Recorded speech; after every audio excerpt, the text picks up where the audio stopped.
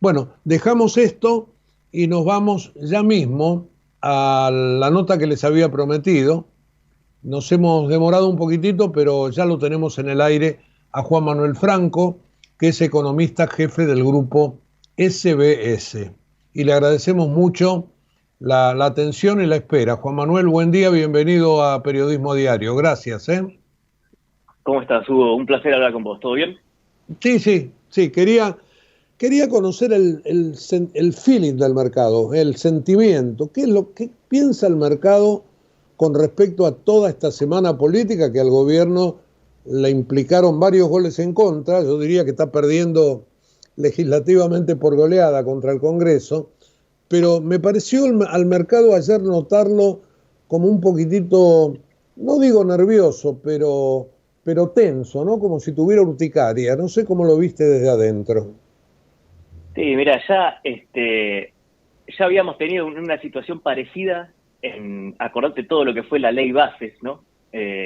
Con esas idas y vueltas, cuando se volvió a comisión, cuando se terminó votando, todas las concesiones que tuvo que hacer el gobierno para que finalmente el resto de los diputados y senadores le aprobaran la iniciativa. Y esto te muestra algo que nosotros veníamos hablando ya desde la primera vuelta del 2023, ¿no? O sea, independientemente de que todavía no se conocía el resultado de quién iba a ser el presidente, ya en ese momento vos ya tenías cómo era la conformación del Congreso en estos 2 años, ¿no? Sobre todo por el tema de los diputados que se renuevan cada 2. Y entonces lo que estamos viendo es que el gobierno, por ahí, luego de la ley Bases, le está costando en materia legislativa pasar su agenda, algo que era esperar, ¿no? Porque vos fíjate que muchas cosas las sacan por decreto directamente, y sobre todo yo creo que en esto que se conoció ayer, digamos, la aprobación que es como el tema del día, ¿no? La aprobación de la fórmula jubilatoria de la oposición ya en su momento le había marcado la cancha en el sentido de decir, bueno, mira, nos juntamos y al toque te ponemos media sanción de un proyecto de jubilaciones que implica un gasto público mayor. El gobierno ya anunció que va a vetarla, pero ahí lo que empieza a correr, digamos, es una cuestión que, está bien, el gobierno puede vetarlo, pero si el Congreso insiste en la aprobación de esta ley que se aprobó ayer en el Senado, si consigue 2/3 de ambas cámaras, rige lo que dice el Congreso y no lo que dice el Ejecutivo, ¿no? Entonces vamos a estar atentos a ver qué es lo que está pasando ahí. Yo creo que en el mercado uno de los temas es el político, pero en el económico el tema principal y en el corto plazo que se está mirando es el tema de las reservas netas del Banco Central, ¿no? Espera, ahora vamos a ir a lo económico, Sí. porque sí tenés razón, son dos elementos. Para cerrar esta cuestión política, porque el veto, como vos decías recién, no va a ser fácil, porque ya demostraron las dos cámaras que los 2/3 los consiguen. Claro. El modo de gestionar de Milei, ¿le molesta al mercado? En realidad Sí. lo que tiene Milei es que en la primera semana de gobierno, él dijo, a través del ministro de Economía, que la raíz de los desequilibrios macroeconómicos es fiscal, ¿no? Entonces, eso el mercado le dio la bienvenida, digamos, pues es la primera vez que alguien lo dice así explícitamente, o sea, en ese sentido está bien. Después vos fíjate que con el correr de los meses de gobierno fueron mostrando superávit fiscal. El problema es que aún con el superávit fiscal, el mercado lo que está mirando es principalmente cómo conseguís los dólares para repagar la deuda de mercado que tenés, bien, y lo que se mira es eso, o sea, vos fíjate que más allá de que el gobierno sigue con superávit primario, ahora en julio tuvo déficit fiscal por el pago de intereses, pero bueno, se supone que en agosto retoma el superávit fiscal, así todo, aún mostrando estos números fiscales, no tiene dónde comprar los dólares para pagar la deuda, ¿no? Entonces el mercado lo que mira más que nada es eso y con esto cerramos el costado político, porque tiene que ver con lo económico, y después sí seguimos con la cuestión de los dólares. Vos fijate que el gobierno dice, esto de las jubilaciones me hace un agujero fiscal, pero ¿por qué el gobierno no reemplaza los fondos que pierde por ese lado, por ejemplo, bajando algún gasto que quizás puede bajar, como las asignaciones a Tierra del Fuego, quizás? Y mira, yo me acuerdo que en la época del gobierno anterior ya se empezaba a hablar de los famosos gastos tributarios, que son estas exenciones impositivas que vos mencionabas. La realidad, yendo a lo concreto, es que si tu programa económico empieza a resquebrajarse por un aumento de jubilaciones, que vos fíjate que en realidad las jubilaciones vienen cayendo hace rato Sí, sí. en porcentaje del PBI. Si se te empieza a resquebrajar por esto, quiere decir que todo lo otro tampoco es tan sólido. Nosotros hace rato que lo que venimos diciendo es que lo que se necesita es una mejora en la calidad del ajuste fiscal. O sea, está Claro. bien apuntar al superávit, ¿no?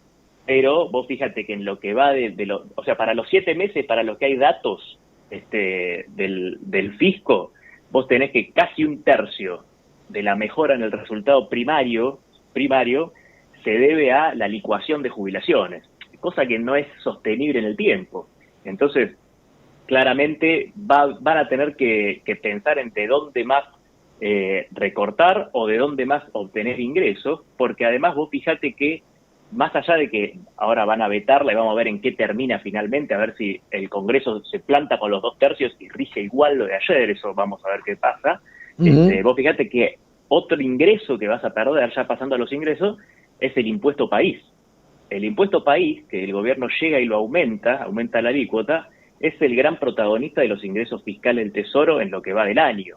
Vos Claro. fíjate que el impuesto país en los últimos 12 meses a julio, que es el último dato oficial, es 1,4 puntos del PBI. Y eso vos el año que viene no lo vas a tener.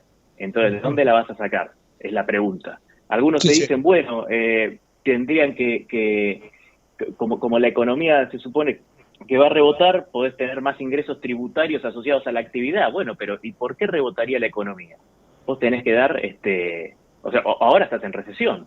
Se conoció esta Claro, semana es como el perro que se muerde la cola, ¿no es cierto? Si está girando siempre en derredor. Vamos ahora sí al y tema de las sí, reservas, que yo también creo que es una cuestión crítica que al mercado le importa. ¿Nos contás cómo lo ves? mira, el tema de las reservas es así. El gobierno inició su gestión, como todos sabemos, con una fuerte devaluación. Eso te llevó el tipo de cambio real a niveles altamente competitivos, y eso sumado a que establecieron dos cuestiones. Primero, el famoso dólar blend, que le permite a los exportadores liquidar el 20% al contado con liquidación y el 80% al oficial, y el acceso escalonado de los importadores a, a los dólares a través del Banco Central, lo que generó es un aumento de las reservas que pasaron desde el negativo de 11.500 palos, ¿sí?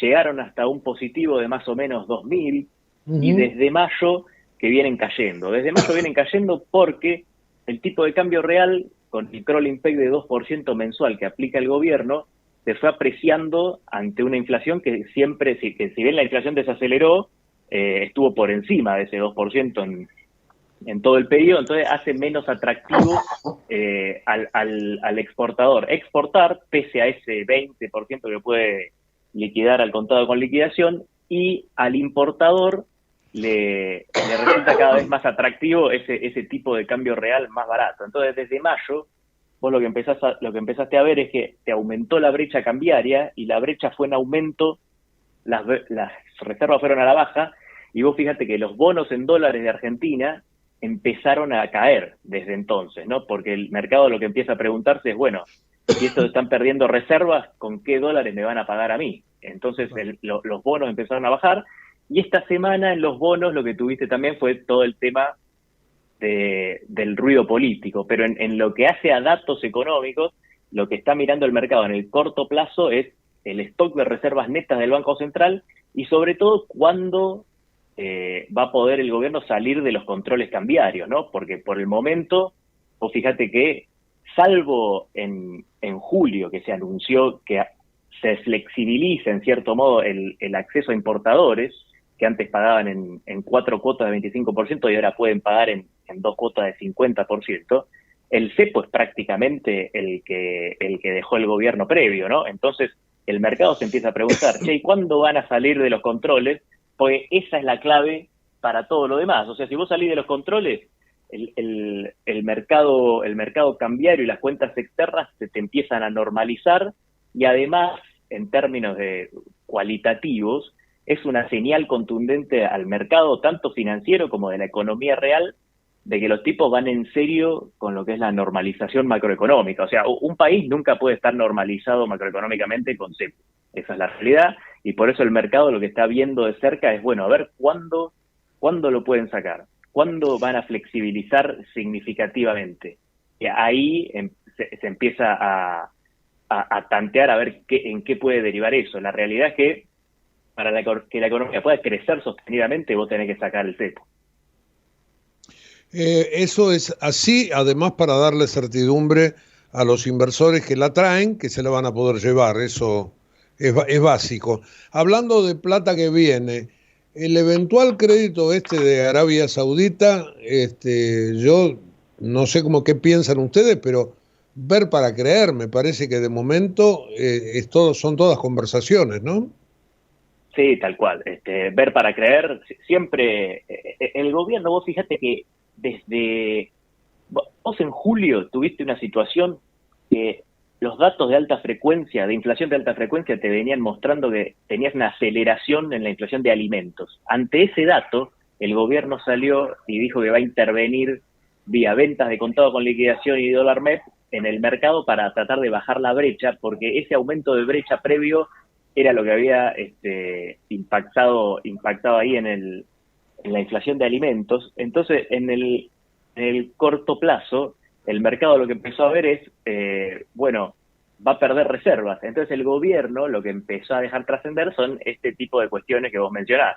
Un repo de acá, un préstamo puente de allá. La realidad es que hasta que no esté la guita viva, es como vos decís, es ver para creer. O sea, puede haber conversaciones, eso es cierto, pero la realidad es que el mercado te cree una vez que consideran firme que la guita la vas a conseguir. O sea, y vos fíjate que desde que el mismo día que anunciaron, el día posterior en realidad, pues un sábado te dijeron que van a intervenir el contado con liqui, vendiendo contado con liqui, y al otro día dijeron que iban a comprar los dólares para los pagos de intereses.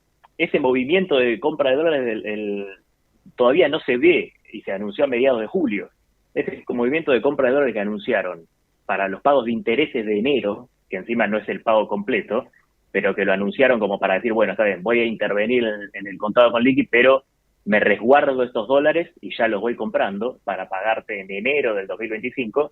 Ese movimiento de dólares todavía no se vio en las cuentas que son de libre acceso del Banco Central, y todavía no se vio eso, y el gobierno deja trascender estas cuestiones que vos mencionas de algún préstamo de Arabia. Salió también en una agencia internacional un préstamo de 1.000 palos de un banco también extranjero, pero la realidad es que hasta no ver la guita, el mercado no va a estar en modo creer. O sea, los bonos estaban bajos, gana Milei, te dice que va a ser el ajuste fiscal, bárbaro, el mercado le asigna mayor probabilidad a una normalización económica, pero desde abril, que los bonos se hicieron máximos, el mercado empieza a dudar, bueno, listo, está bien, bárbaro, lo que anunciaste, ahora profundizá en hacerlo, ¿no? Entonces, por eso los bonos están oscilando en ese rango en el que quedaron, pero los máximos ya los vimos en abril, ¿eh?